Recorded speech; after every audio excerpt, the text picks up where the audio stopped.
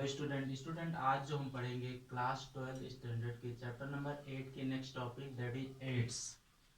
तो ये आपका टॉपिक आज जो होगा वो एड्स का होगा। एड्स, तो अगर हम बात करें एड्स के बारे में, तो एड्स की डिस्कवरी कौन किया था, तो हम कह सकते हैं AIDS is discovered by Luc Montagnier. तो जो एड्स की डिस्कवरी किए थे लुक मॉन्टेग्नियर ने 1983 ईस्वी में इसको की थी खोज। तो एड्स की खोज सर्वप्रथम कौन किया था? लुक मॉन्टेग्नियर 1983 में।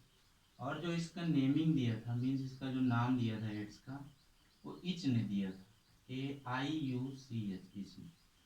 अब एड्स को पढ़ने से पहले सबसे पहले अगर हम बात करें तो एड्स के फुल फॉर्म की हम बात करते हैं। तो एड्स का फुल फॉर्म क्या होता है? तो ए फॉर क्या होता है? Acquired. Acquired. I for immuno. D for क्या होता है? डिफिशियंसी। एंड यस से क्या होता है? सिंड्रोम। तो हम कह सकते हैं हिंदी में इसको बोलते हैं उपार्जित प्रतिरक्षा अपूर्णता संलक्षण। संलक्षण इसको हिंदी में बोलते हैं उपार्जित प्रतिरक्षा अपूर्णता संलक्षण। अब देखिए एड्स को अगर हम बात करें तो एड्स को पढ़ने से पहले, अब एड्स का जो मेन टॉपिक है, यहाँ पे मेन जो इम्पोर्टेंट बात है उसको पढ़ने से पहले अगर हम बात करें तो एड्स के जनरल कैटेगरी और इसके पैथोजन, ये सारी चीज़ें हमको पता होना चाहिए। तो अगर हम बात करें तो एड्स जो होता है, एड्स को response, AIDS is responsible for organic. AIDS को काज करवाने के लिए कौन सा जीवधारी हेल्पफुल है? तो डेट इज वायरस है। क्या है? वायरस है। और ये वायरस जो होते हैं इसको हम HIV बोलते हैं। क्या बोलते हैं? HIV बोलते हैं। अब अगर हम HIV की बात करें तो HIV क्या होता है? इसका फुल फॉर्म क्या होता है? Human immuno immuno deficiency deficiency virus. तो इस ये प्रकार का वायरस ही होता है और ये इसको इसके रिलेटिव में इसका जो पैथोजन होता है वो क्या होता है? HIV होता है। और ये HIV जो होता है ये रिस्पॉन्सिबल होता है।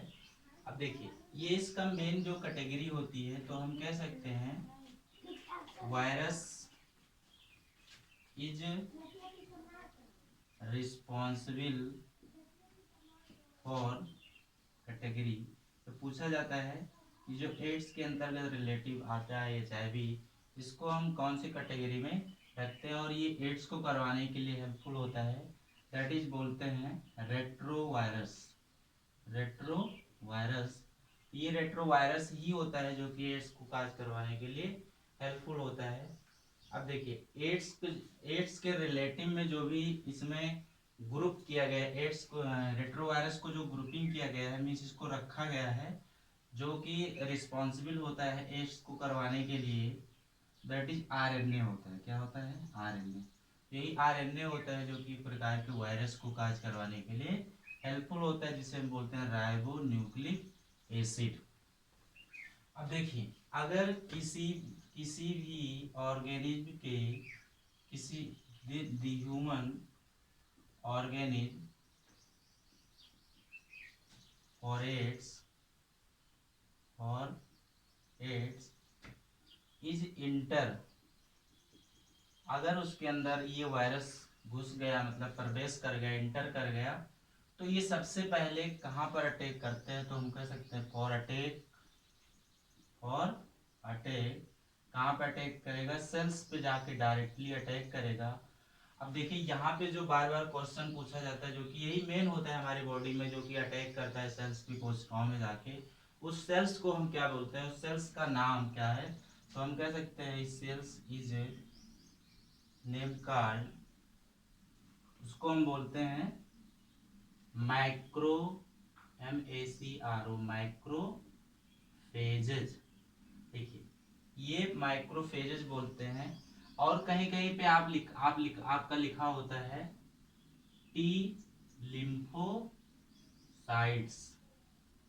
तो भी करेक्ट है। ठीक है, तो स्टूडेंट इसको हम पूरा एक बार फिर से समझ लेते हैं। तो एड्स ये टॉपिक है आपका। एड्स के बारे में अगर हम बात करें तो एड्स का जो फुल फॉर्म होता है, अभी आपको बताएगा, acquired immunodeficiency syndrome. AIDS is discovered by Luc Montagnier ने 1983 में। इन्होंने पाश्चियर अमेरिका, कह सकते हैं हम, लिखते हैं यहाँ पे पाश्चियर अमेरिका में इसकी क्या की थी, खोज की थी।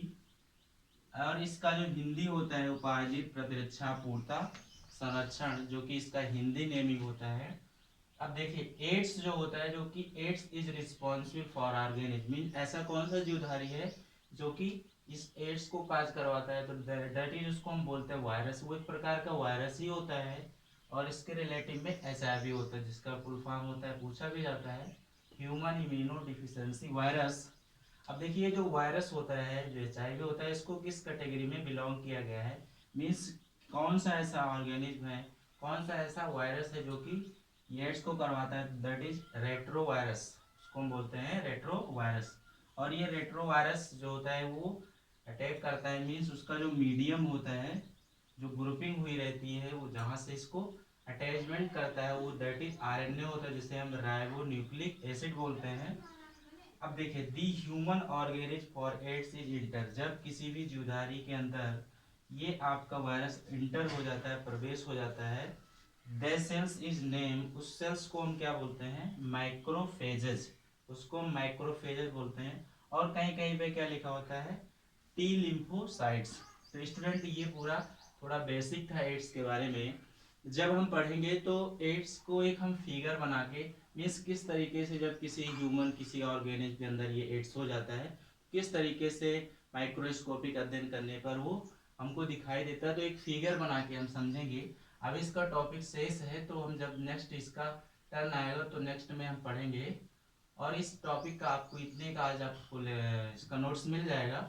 तो स्टूडेंट अगर आप चाहते हैं कि आपको इसी तरीके से वीडियो मिलता रहे, तो आप हमारे चैनल को सब्सक्राइब करें, जिससे जैसे ही हमें वीडियो डालूँ तो आपके पास ये डायरेक्टली पहुंच सके। तो आपके संपर्क में जो भी हो उनसे भी आप कहिए इससे जुड़े, जिससे आपको घर बैठे आपको ये लेक्चर मिलता रहे और आप अध्ययन करते रहें। स्टूडेंट आज के लिए इतना ही। अगर आपको कोई प्रॉब्लम है, कोई क्यूरी है, तो आप हमसे पूछ सकते हैं, कमेंट कर सकते हैं, कॉल कर सकते हैं। स्टूडेंट आज के लिए इतना ही। Thank you class.